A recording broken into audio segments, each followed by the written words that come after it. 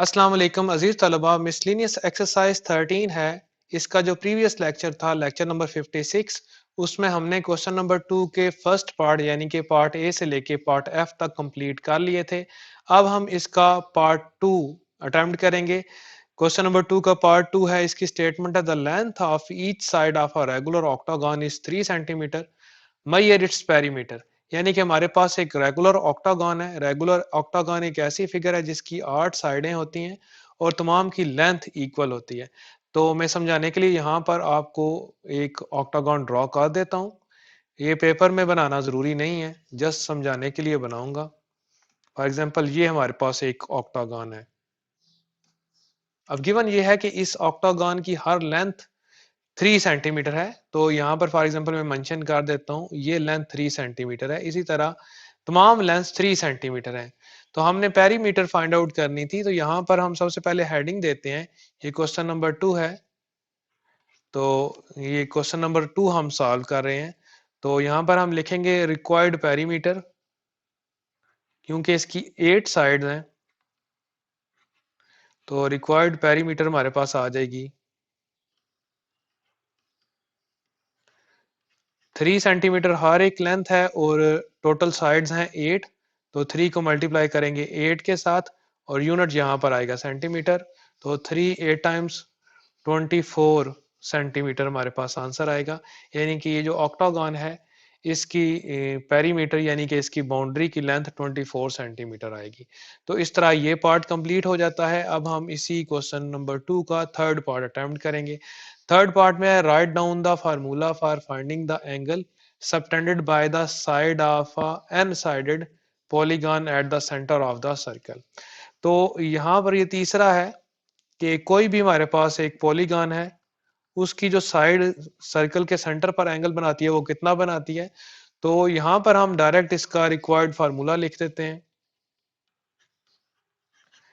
आपने इस तरह याद रखना है, क्योंकि एक सर्कल में टोटल नंबर ऑफ डिग्रीज होते हैं 360।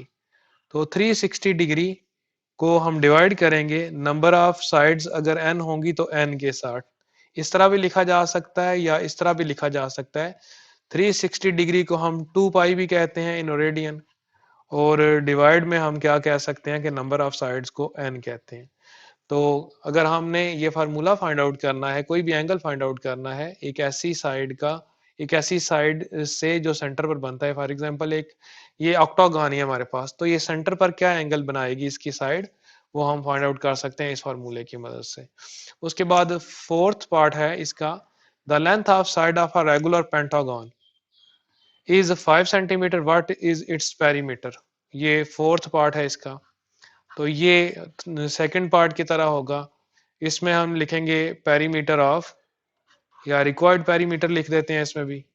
अब इसमें पेंटागन है, तो पेंटागन की आपको याद होनी चाहिए नंबर ऑफ साइड्स कितनी होती हैं।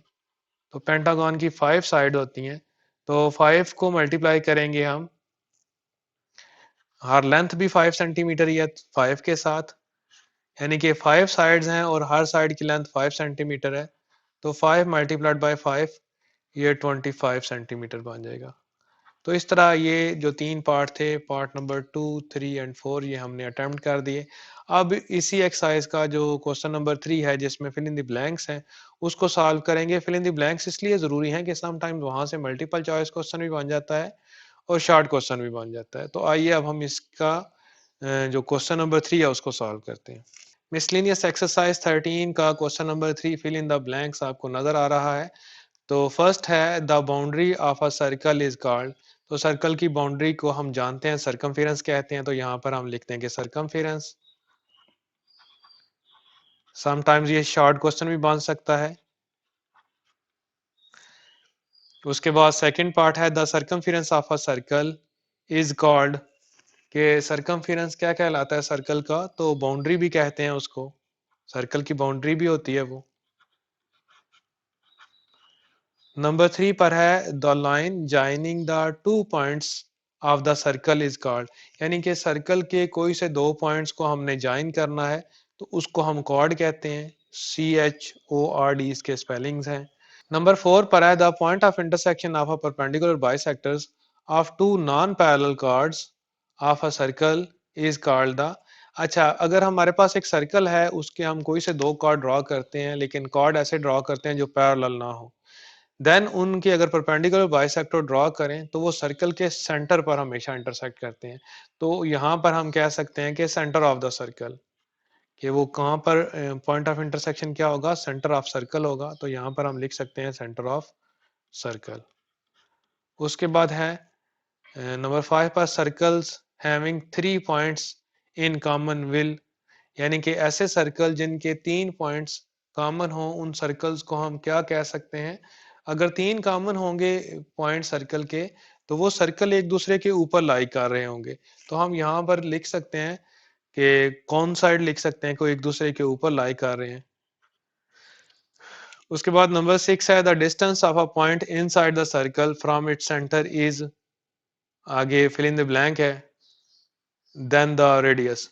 तो देखें, सर्कल के अंदर एक पॉइंट है, फॉर एग्जांपल सर्कल के अंदर हम कोई नुक्ता ले लेते हैं, तो उसका फासला जो सेंटर से है वो हमेशा रेडियस से स्मॉल ही होगा, क्योंकि रेडियस का फासला होता है सर्कल की बाउंड्री से लेके सर्कल के सेंटर तक। तो अगर कोई पॉइंट अंदर लाई कर रहा है सर्कल के, तो उसका फासला सेंटर से ये छोटा होगा, लेस होगा उसके रेडियस से। नंबर 7 भी इसी तरह का ही है, the distance of a point outside the circle from its centre is. तो अगर कोई पॉइंट बाहर है सर्कल के, तो वो जाहिर है उसका फासला ज्यादा होगा सर्कल के सेंटर से बजाय रेडियस के। तो यहाँ पर हम ग्रेटर लिखेंगे, उसी ऊपर वाला जो फिल इन द ब्लैंक थी उसका ये ऑपोजिट है। अगर कोई पॉइंट सर्कल के बाहर लेते हैं तो उसका फासला सेंटर से रेडियस से बड़ा होगा। A circle has only one centre, एक सर्कल का सिर्फ एक सेंटर हो सकता है, तो यहाँ पर आएगा वन। नंबर 9 पर है, one and only one circle can be drawn through three points. 3 points कैसे होने चाहिए जिनके से सर्कल पास करे। फॉर एग्जांपल अगर हम एक ही लाइन में 3 पॉइंट्स लगा लेना, उनसे सर्कल पास नहीं करवा सकते। तो पॉइंट्स कैसे होने चाहिए, पॉइंट्स ऐसे होने चाहिए जो एक लाइन में वाकई ना हो। तो ऐसे पॉइंट्स को हम कहते हैं नॉन कोलिनियर। तो यहाँ पर हम लिख लेंगे non collinear. Non collinear points होने चाहिए, देन उनसे हम सर्कल पास करा सकते हैं। नंबर 10 है, angle inscribed in a semi circle is a right angle. 90 degree का एंगल बनता है सेमी सर्कल के अंदर, तो यहाँ पर हम वर्ड लिखेंगे राइट। नंबर 11 पर है, if two circles touch each other the point of, यहाँ पर भी खाली जगह है, एंड देयर खाली जगह है, आर कोलिनियर। तो क्या क्या चीज कोलिनियर होती है, अगर दो सर्कल एक दूसरे को टच करते हैं, देन उनका पॉइंट ऑफ कांटेक्ट, जिस पॉइंट पर वो एक दूसरे को टच कर रहे हैं, और उनका सेंटर, ये एक ही लाइन के ऊपर लाई करेगा, तो ये कोलिनियर होंगे दोनों पॉइंट्स। तो हम कह सकते हैं कि if two circles touch each other the point of contact and their centres एस लिखते हैं, their centres are collinear. Point of contact और इन सर्कल के सेंटर एक लाइन के ऊपर वाक़ होंगे। उसके बाद है, if two circles touch each other their point of contact and centres are, ऊपर वाला ही है, यहाँ पर कोलिनियर का लफ्ज आ जाएगा कि ये कोलिनियर होते हैं। कोलिनियर मतलब एक ही लाइन के ऊपर लाई करते हैं। From a point outside the circle, अगर एक कोई पॉइंट है सर्कल के बाहर, तो कितने टेंजेंट ड्रॉ किए जा सकते हैं उस पॉइंट से। ये पिछले क्वेश्चन में जब मल्टीपल चॉइस क्वेश्चन किया था तो तफसील से समझाया था, 2 ड्रॉ किए जा सकते हैं। नंबर 14 है, अ टेंजेंट इज, आगे खाली जगह है, to the radius of a circle at its point of contact. तो जो टेंजेंट है वो सर्कल के रेडियस पर 90 डिग्री का एंगल बनाता है, तो यहाँ पर हम 90 लिखेंगे। नंबर 15 है, the straight line drawn perpendicular to the radius of a circle is called the, आगे खाली जगह है, टू द सर्कल। तो देखें यहाँ पर फॉर एग्जांपल ये मैं एक रफली सर्कल बना लेता हूँ, ये इसका रेडियस है। तो ये लाइन जो इसके ऊपर परपेंडिकुलर बनाती है, ये लाइन क्या होती है, ये लाइन टेंजेंट होती है। और यहाँ पर लफ्ज मिसिंग है कि रेडियस का आउटर पॉइंट का जिक्र होना चाहिए था, कि ये सर्कल का जो रेडियस है उसके आउटर पॉइंट के ऊपर जो 90 डिग्री का लाइन बनाती है, 90 डिग्री का एंगल बनाती है लाइन, उसको हम टेजेंट लाइन बोलते हैं। तो यहाँ पर हम लिखेंगे टेजेंट। उसके बाद नंबर 16 है, to circles can not cut each other at more than अच्छा, 2 सर्कल्स जो होते हैं, वो हमेशा सिर्फ़ और सिर्फ़ 2 पॉइंट्स पर ही कट कर सकते हैं। फॉर एग्ज़ाम्पल एक सर्कल ये है, एक सर्कल ये है, तो ये एक पॉइंट ये होगा और एक पॉइंट ये होगा, तो मैक्सिमम 2 पॉइंट्स के ऊपर ये एक-दूसरे को कट कर सकते हैं। उसके बाद है the perpendicular bisector of a card of a circle passes through the, तो ये सेंटर से पास करता है। सर्कल का अगर एक कार्ड हो, उसके ऊपर हम परपेंडिकुलर ड्रॉ करें, तो वो हमेशा सेंटर से ही पास करेगा। उसके बाद है the length of two direct common tangents to two circles are equal to each other। अगर हम दो डायरेक्ट कॉमन टेंजेंट ड्रॉ करते हैं दो सर्कल्स के, उन दोनों की लेंथ इक्वल होती है, तो यहाँ पर वर्ड इक्वल आएगा।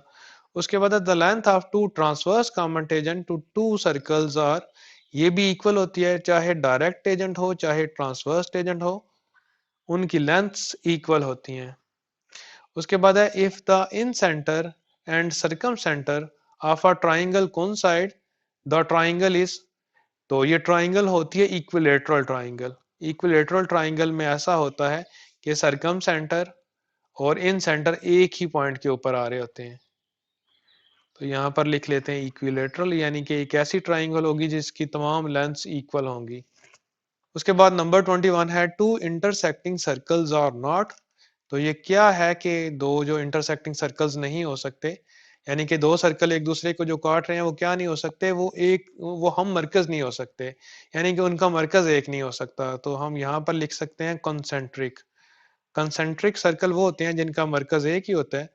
तो अगर सर्कल एक दूसरे को काट रहे हैं, इंटरसेक्ट कर रहे हैं, देन वो कंसेंट्रिक नहीं होंगे।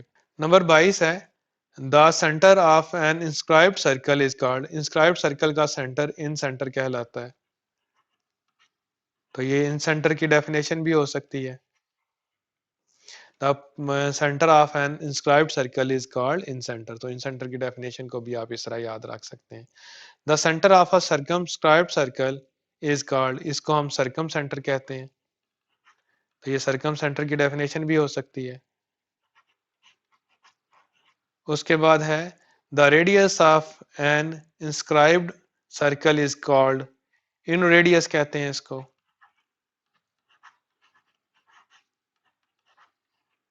उसके बाद the radius of a circumscribed circle is called, इसको सर्कम रेडियस कहते हैं।